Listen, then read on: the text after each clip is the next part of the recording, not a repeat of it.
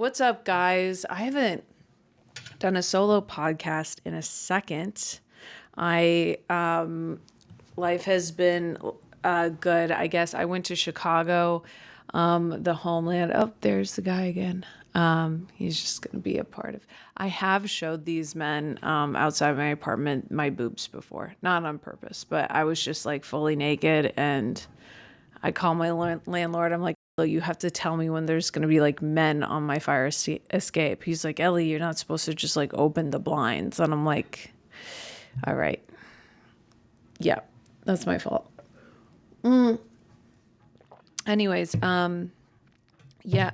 Oh my God. I really have to not pay attention to the universe does not want me to podcast today, and I'm going to do it anyway. So many things have been going wrong. There's a man outside my window trying to distract me.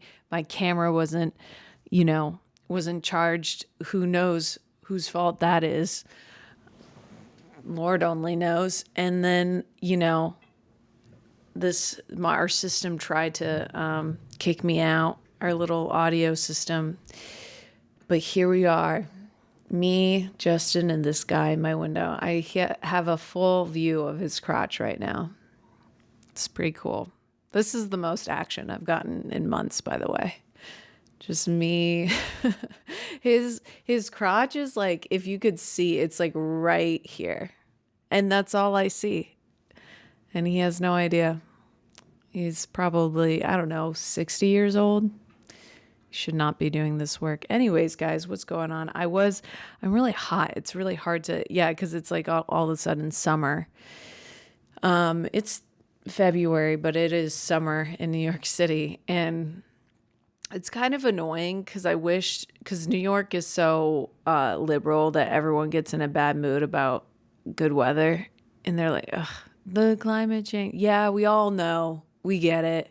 Our world is turning upside down. And you know what? Just appreciate the nice day. Just be like, you know what? It's 40 degrees and sunny in February. That's fucking awesome. It is awesome, but then my landlord keeps the heat on no matter what. So then I slowly might disintegrate inside. I've just, I went to Chicago to open for Giannis Pappas. That was so fun. He's the best. I asked him to do this podcast and he said he would. So, hey, look at that. Look at that. We got a yes. Who knows when that will be? I don't know. Do you guys like the interviews? I love doing the interviews because all of the people I have on are my close friends and people I enjoy talking to. Or do you like the solo episodes better? I'm still going to do, no matter what, I'm still going to do an interview thing from time to time because I just like, this podcast is just about what I think is fun, unfortunately. I don't know what exactly the vibe of this podcast is, but I kind of feel like it's like when your mom has to do something last minute and she has to like drop you off at your aunt's house and you have to like, you're forced to hang out with your weird cousin and you're like, Mom, why can't I just go to Justin's house? And she's like, because you never see your cousin. And you're like, because she's fucking weird, Mom. She always makes me play this weird fucking game where she's like a talk show host and she talks about the worst topics of all time. Yeah. So that's kind of, I think that's the vibe of this podcast. You're like autistic cousin you're forced to hang out with. Respectfully to me. I was just in Detroit as well. Have you ever been, Justin? You gotta go. I want to preface this by saying I love Detroit. I think Detroit is such a cool city. It's like, it's very grungy. It's very grit, It kind of feels like, it feels like at all times you're kind of at like a basement party in high school at like the bad kid's house. And that's like, think of that, but entire city. And that's Detroit. Like it's all, very cool bars, by the way, cool bars, great restaurants, great food. and everyone's kind of just fucked up all the time. It's a lot of snow and fences. Detroit is mainly snow and fences, and law firms randomly. So if my Detroit bit for the weekend was that Detroit looks like has like a Berlin vibe, like post-war. That's, you know, and by snow I mean fentanyl. There's a lot of snow there. And you know, it's just grungy, you know? It's like Bushwick. It's all a Bushwick. I was with Steph. She made that observation, very accurate. It's like Bushwick everywhere. If you've ever been to Bushwick, Brooklyn, New York, USA, it's like that. And everyone is bad at everything, you know, and you got to just accept it. Like every Uber, there was something tragically wrong. And I know what you're thinking. How could it be so wrong? They figure out a way here. Every single, like the first guy we got in his Uber, his seatbelt thing was like going off. I was like, hey, I think your seatbelt alarm's going off. He's like, yeah, don't worry about it. And then he's driving us and he's also texting the whole time. And he's also saying how he's excited to go back. Like he's moving out of Detroit. He's been there for 4 years. He's leaving. We're like, oh, where do you live? He's like, Syria, I think he said. He wants to go back to Syria because he's done with Detroit. Interesting. He's like, because the war's over. So Steph had a bit about it. I can't remember what it was, but it was really funny. And so he texting and driving, and I'm like, yeah, maybe if you don't like murder a family of 4 before you leave, you'll get to go back. Jesus Christ, dude. It was so crazy. And then like for our airport, we, or like to go back to the airport, we get an Uber and the guy's like, he sees us with our bags and he's like, oh God, nobody told me you guys were going to the airport. Ooh, Senor, this is Uber. What are you talking about? Nobody told you? That's not how Uber works. It doesn't go, oh, by the way, they're going to the airport. And then he opens the trunk. He just has like Frosted Flakes and empty Big Gulp, like, you know, gas station drinks and water bottles. And it's just filled to the brim. He's like, oh, now I have to reorganize everything. Why do people with messy cars pretend like there's a system to it? They act like they're like it's on purpose. Like my rice crispy. Was that racist? All the people who crip walk tend to have Rice Krispie packets in their car. Please don't shoot me. And so they're like, no, those go in the back seat to the right. Those and the books and, you know, all the books that I don't use that I burn, they usually go in the trunk. So it's kind of, you're messing everything up. And all the food, there's always food packets. And I'm talking about people who have like a problem. And, you know, they do sometimes seem like they're just normal people. Like they will have apartments themselves. Like they won't technically be homeless, but their car screams, I live out of it.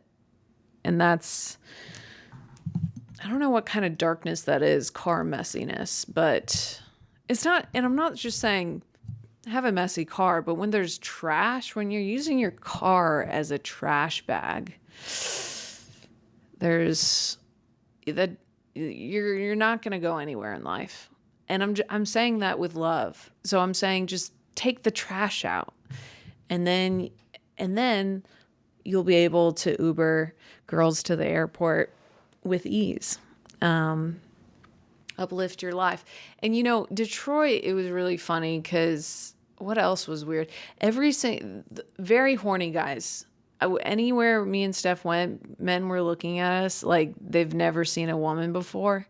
And they're like always flirting. Like we go to this breakfast spot and Steph gives her name. The host is like, "What's your name?" And Steph says, "Steph." And he said, "I like that." Okay.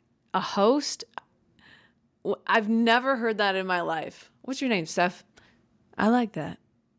We're like, okay, cool. And then like the security guard to the shows, he was like, "Are you guys the comedians?" And I said, "Yeah." And he's like, "I can tell. You guys are cute as fuck." And I'm like, all right, that's usually not what tells a comedian, what shows a comedian. My words are not right. This is what, it's not an indicator of a comedian if you're just cute as fuck. So, and then he was like, anytime we left, he was like, "Where are you guys going?" I'm like, I mean, home? Where do you go at night, sir? We're not going back with you. What are you talking about? It's such a weird question. Where are you going? Home, sir. Home. But Detroit is a goofy place. It's so weird. It's so funny. I was talking to this guy at the show. I am really hot. I'm trying to be a good news anchor host and not take my jacket off, but I'm sweating. But I was talking to this guy at the show, and he was saying how he recently had a breakup. And I said, "Oh, I'm sorry." And I said, "What happened?" He said, "Well, she turned into a they." And I was like, you mean she changed her pronouns? And he's like, "No, she transitioned into a guy." And immediately in my head, like if I was dating a guy, and he transitioned into a woman, I would think I just won, like I won the breakup. Because when you break up with someone, a competition starts. The competition is who, gets hotter, who has the best life post breakup, who was actually the star, and who was actually, settling or dating up or whatever. And if a guy that I dated transitioned into a woman, I would say, well, 1 point for Elle. I'm not saying it's over. I'm just saying 1 point. You could get me back and date a guy that's hotter than I've ever even seen before. Then it would be 1 point to, Jessica, who used to be Brad or something.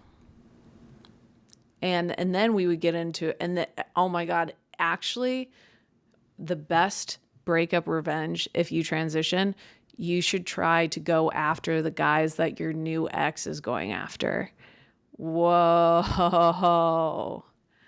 That's a mic drop. That's a fucking punch in the face. That is next level, dude. And if you pull it off, you win. And I'm not saying transitioning's bad at all, but I think in the scheme of like, I want to make you jealous. Well, now we're both going after the same guy. I would assume, but sometimes people transition and they go after girls. So then if the guy transitions, he's a girl now, and then he starts dating girls that are hotter than me still. That would suck. And by the way, I hope if you are trans and you are listening, you are taking notes, because these are some good ideas.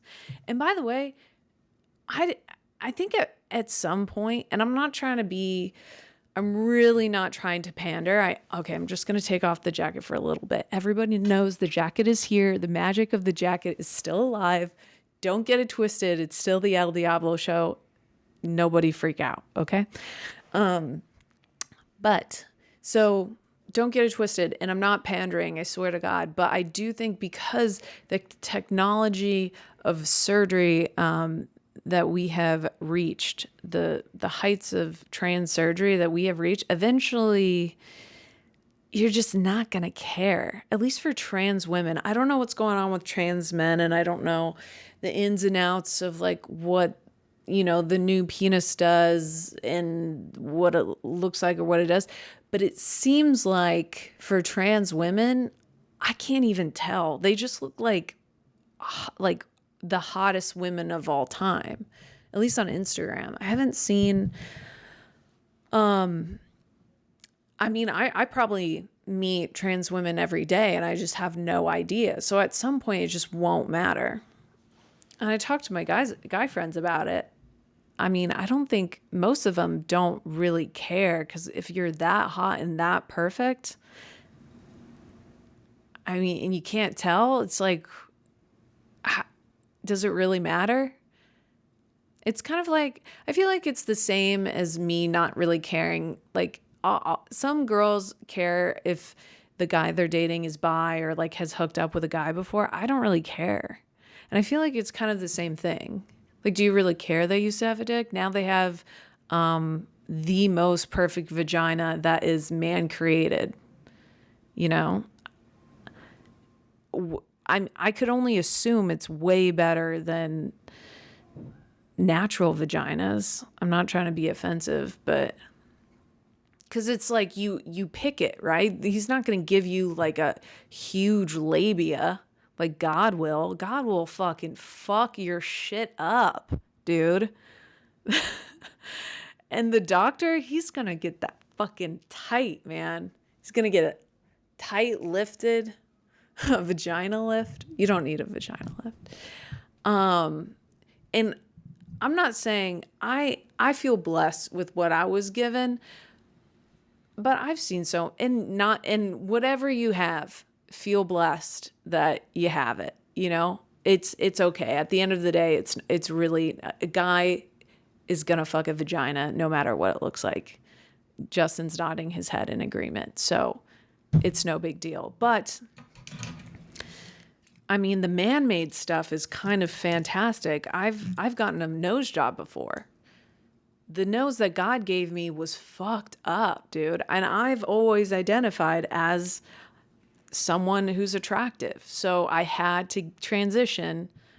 I've transitioned. Can I get on the flag? I have transitioned. If you look at pictures of me in high school, everyone says the same thing. That is not you. Yes, because I was born ugly and I transitioned into a hot person. And guys don't really care either. They don't care I got a nose job. And if you are a woman that transitions to a man, you also get a nose job, kind of. But the nose is between your legs a little bit. I don't know if that's a direct correlation, but I was just trying to say your dick's your nose. We support trans people here. We support everybody, but not in a pandering way. Everyone's cool. It's not better. I don't like when people act like trans people are like, transcendent of the human race. Like, we're all, I'm glad. I mean, yeah, you're going through a lot. Everyone goes through a lot. Okay. Everyone has their shit, even billionaires, even trillionaires. Imagine how stressful it is to manage all that money. Must be hard. Oh, guys, what was I even talking about? Oh, so exes, Detroit, you gotta go. The thing is, I don't know and by the way, Detroit is right next to Canada, by the way. It's literally a mile from Canada. It was so cool. I was like, I wish we knew. I wish we would have done a Canada trip. So when it's kind of like the backwash of Canada, Detroit. It's kind of, because it's right there. You kind of get or Detroit or Canada is the backwash. No, I think Detroit would be the backwash of Canada. Eminem, I didn't see him when I was there, but I saw 8 Mile. I just saw the 8 Mile sign and I was like, woohoo. I don't know. Woohoo. White guy rapper. Oh, I didn't mean it like that. I just meant like, there's no white rappers. But is there kind of? Lil Dicky, Eminem.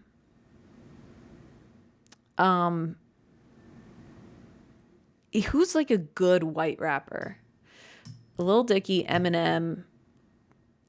Mac Miller. Rest in peace. And we need like Justin, Jack Harlow. Would you count? He's kind of pop. Yeah, I guess some of his songs are really good. Okay. Oh, Post Malone, duh. Okay. Okay, Post Malone is like very pop. He kind of is like a sing-songy rapper. He's not like, there really isn't any white rappers that are like on par with Eminem and Mac Miller. I honestly think Lil Dicky though is like on par because I think he's so talented. All of his freestyles are I will watch those for hours on YouTube. Lil Dicky freestyle, just freestyles in general. I think it's so impressive. It's something I could never do. I can barely even talk at a normal pace, let alone rap. Oh my gosh, you guys, I hate my personality. In a respectful way. Do you guys hate your personality? I've been thinking about this recently. I kind of hate my personality. And like with all love and respect, I just hate it. Cause you know, when you meet someone and they're not saying like, or, like I wish I had that. I wish I could talk without training wheels. Like, you see in the pauses or like when you meet a person that like talks, just the words just flow out. The ideas are crisp. The point is clear. They don't say too many words. They get, it's a great story. I'm like, damn, I want that. I want to be hyper, I don't want to be like this monotone, deadpan. Everyone's like, oh, you're deadpan, you're timing. I'm like, I don't mean this in a annoying way, but people are always telling me you have great comedic timing. You have great, like, your timing. I'm like, I'm not timing this shit. This is just how I think I just have a speech impediment, and people are like, genius. I'm like, I swear to God, if you were born from my parents, you would have the same thing. Just a bunch of dyslexia, a bunch of ADD, other learning disabilities I'm not willing to uncover. So it's that. Yeah, I wish I wasn't dyslexic all the time. And the problem is I'm dyslexic, and on top of that, I'm extremely confident in my reading capabilities, which doesn't make sense. Like, I'm so confident in my reading capabilities while also being fully dyslexic that I speed read texts. Do you know what this is? You probably don't know what this is because it's not a fucking thing. I just started doing it one day. I'm like, I'm just going to speed read all my texts. Guess who doesn't understand any of her texts? Me. I'm always responding. Everyone's like, what? I'm missing dates. I'm missing key information. Why? Because I'm speed reading my texts and I'm dyslexic. And it is kind of single-handedly ruining my life. It's ruining all my relationships. Because, okay, so one time, I'm not telling the exact story because I'm afraid they would get mad at me. But one time, I don't know if I said this before, but my friend texted me. She was like, hey, this is what I read. Hey, Lovey, sad that we couldn't talk the other day. I'll call you back later. Oh, that's what I read. Sped read this text. And I said, all good, no worries. And then she said, oh, I need you to reread the text. I reread the text and it says, hey, I just got out of the hospital. My dog died, Mr. Lovey, and we're so sad. And he got hit by a car, and then he got hit by another car. It was like the worst text of all time. And I said, and he's dead now. And I've had him for 15 years. And I'm so depressed, blah, blah, blah. I'm crying my eyes out. And I said, all good, no worries. all good. No worries. Your dog just got split apart in half 2 different times by 2 different cars.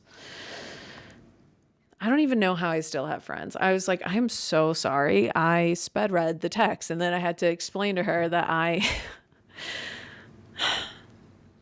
and it's just like this habit I've gotten into. So now every text I'm like, never works out for me once. So I'd love to eradicate that part of my personality and just like I get confident in areas I should never be confident about. Speaking. Yerba mate sponsor this podcast. I'm drinking yerba mate, by the way, because apparently Celsius is bad for you. What? Sure, it made a couple 19-year-old hearts stop, but what doesn't from time to time, you know? Come on, it's not that bad. It lifts you up. I like this. It's like a slow burn. But apparently it's better for you than Celsius. But also Celsius, if you want to, sponsor this podcast, I will redact everything I just said about Celsius. So just letting you know. What else did I want to talk about? It just came to me and just left. Celsius. Da da da da da. I don't need to be on Instagram tomorrow. That's what I wrote down. That's a good topic. I don't need to be on Instagram tomorrow. I don't need to be on Instagram ever. Every time I go on Instagram, it's just a robot trying to suck all my really good ideas out of my head. It's such a time suck. I really wish I remembered what I was talking about. And this is also why I hate ADD, because it comes and it leaves immediately. And if I don't stop myself mid-sentence, then I'm absolutely fucked. Luigi's back. I mean, he's never left, but apparently, I don't know. I think he won't get away with it, but he might. His lawyer's pissed because I guess, like the mayor was discussing evidence details in a TV show or live. I mean, it would be hilarious if this whole case gets scrapped because Eric Adams is such a friggin' idiot. That would be great. He looks hotter every day. That's the problem. And it's like, I know you want to build a strong case against Luigi. Step 1 would be making him ugly, which you could never. I'm not saying what he did was good. It's never good to kill someone, but it's, a statement was made and now we gotta figure it out. It's billionaires against a hot guy. Who's gonna win? I don't know. I mean, it's interesting. We'll see. We'll definitely see. I remembered what I was talking about, or what I wanted to talk about, by the grace of God. Wow. So a couple weeks ago, Oatly, the company, they I did not prepare for this. Well, I prepared, but I just don't have it pulled up. But Oatly commented on one of my videos. It was something about like a barista or something. And Oatly commented and I was like, oh, let's collab, because Cherboy needs money. Chernobyl needs money. Oatly. And so I said, I'll do like a roast for you if you want. I'll write all these roast jokes against cow's milk and almond milk. And they responded and they're like, oh my God, I absolutely love these. Very funny, hilarious. And we'll get back to you. Haven't gotten back to me. And yeah, they are dark because they're roast jokes. But I want to read them for you just in case they never get released. So, Oatly. And honestly, I'm thinking about doing a reel on this, or I'm just going to read the roast jokes in a reel because I think they're really funny and they are not to be wasted. and I don't think they're going to pay me for them. Okay. So, are you ready? Are you there, Justin? I can't even see you anymore. Oh no. Did I lose you? I can't see you. Fuck. This is not good for the podcast. Hello. No, we're here. We're ready. Oh, you're here? Okay. I can't find you. Oh, you're right there. Okay. Here I go. So these are my Oatly roast jokes against almond milk and cow's milk. If you want people to stop calling you a cow, then why don't you stop drinking like one? It's pretty good. I'm gonna pull Justin up just so I can see, because I need like validation, because I'm embarrassing. Maybe we could like cut all this down and edit this, and that might be good. Okay, here we go. Okay, back to the roast jokes. I'll start over. How about that? Wow, I'm really fucking everything up. Okay. I'm trying to, so you know where. Oh, just write down 34 minutes. Okay. So Oatly reached out to me on Instagram, or they commented on one of my videos. And so then I was like, oh, okay, I'm going to try to collab with Oatly because your boy needs money. And so I said, what if would you want to do a collab? I could write you some roast jokes against almond milk and cow's milk. They said, send them to us, which is a bad sign. I should have asked for a meeting.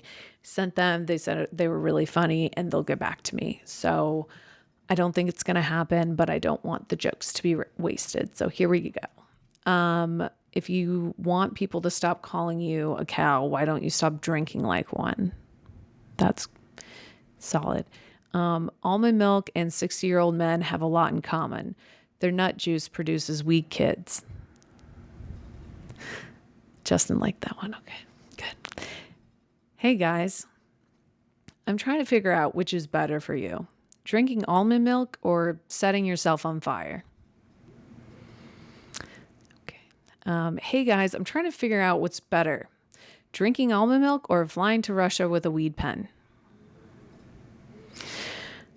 Okay. Hey guys.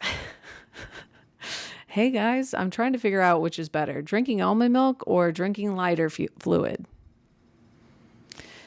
Almond milk looks like the floor after celebrities over... Oh yeah. Almond milk looks like the floor after celebrities over 50 leave a Diddy party. These are like pretty... Like, should I charge them? Just because I wrote all these are pretty decent. It takes 130 gallons of water to produce just one glass of almond milk. And interesting enough, it takes 1 cup of cow's milk to produce 130 gallons of liquid in your bathroom.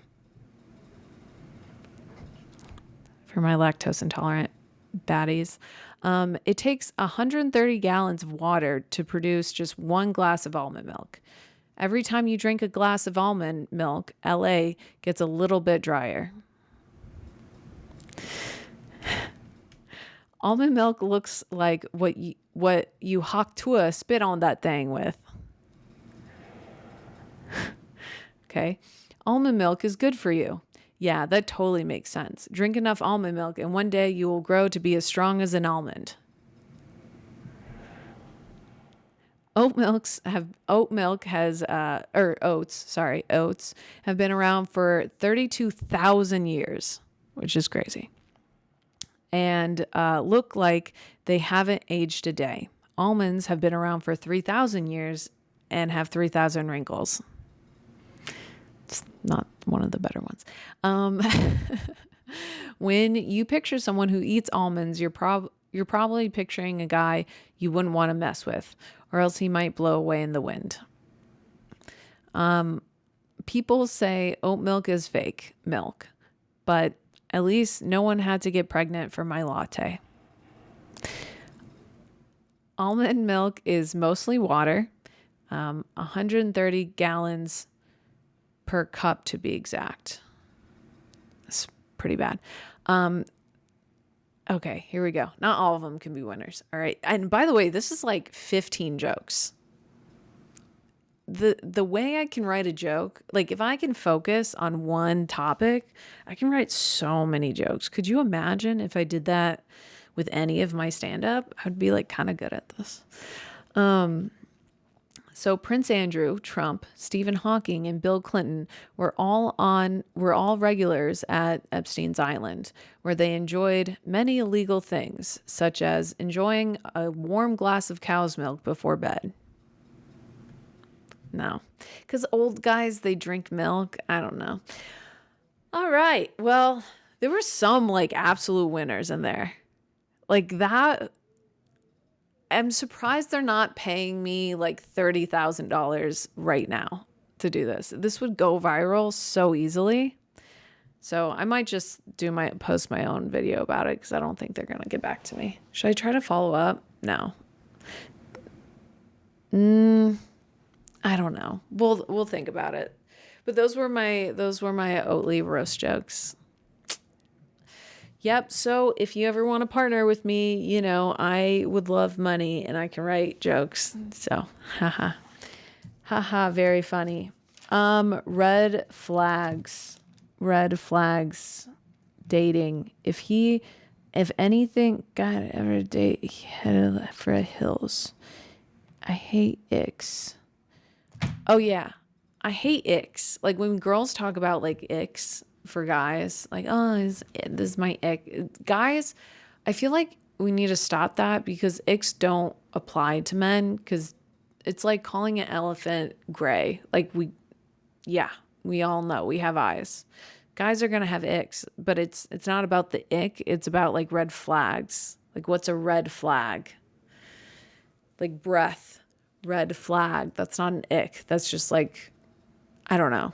I don't know why the term ick, it annoys me, but it does. It sounds like elitist a little bit. Oh no, I think the best part of the podcast has gone right by us. I think,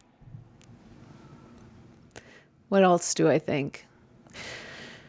I think I'm excited to be back in New York. I love New York. I love coming back to New York. I love when my plane lands in New York. I love when my plane lands at all. You know, I used to be a little bit of a nervous flyer, and now I am unbearable. Whenever I go on a plane now, I pop a Xanax and I say, what will be, will be. I will not be here for it.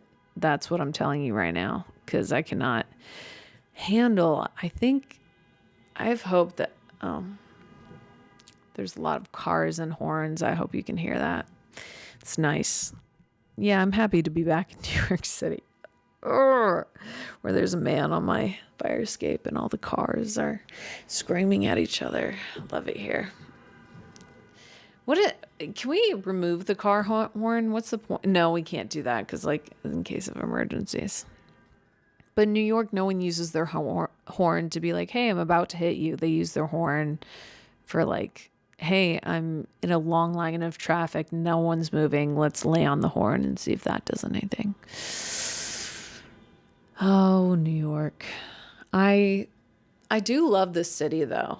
Why do I like the energy? Like a lot of people, I think because I'm so ADD, I need like constant stimulation. And if I'm in like the burbs or place where it's like quiet and slow, I do like it, but I get really bored and I have nothing to shock my system.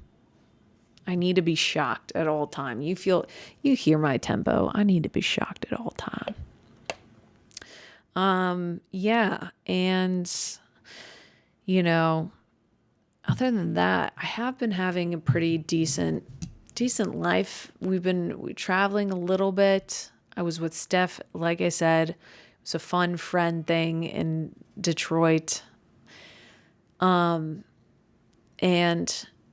you know, it's great to have like a little weekend with a friend, especially, I mean, I don't know.